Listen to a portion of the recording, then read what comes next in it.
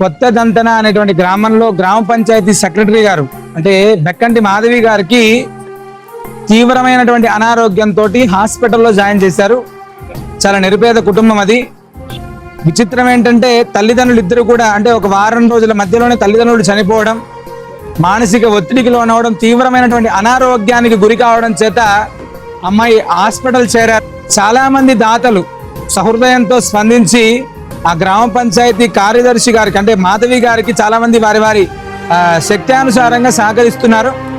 మీరు కూడా ఎవరైనా ఈ మహోన్నతమైనటువంటి యజ్ఞంలో ఒక ఆడబిడ్డకి మనం ఆసరాగా నిలబడి వైద్య సహాయానికి అవకాశం ఏదైనా ఉంటే తప్పకుండా శ్రీనృసింహ సేవావాహిని ద్వారా నృసింహ భక్త కుటుంబం తరపున 25,000 రూపాయలు మనం కూడా ఈ యొక్క వైద్య ఆరోగ్యానికి మనం అందిస్తున్నాం.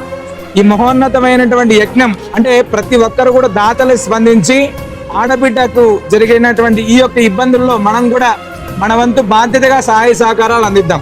సర్వేజన సుఖినో భవంతు.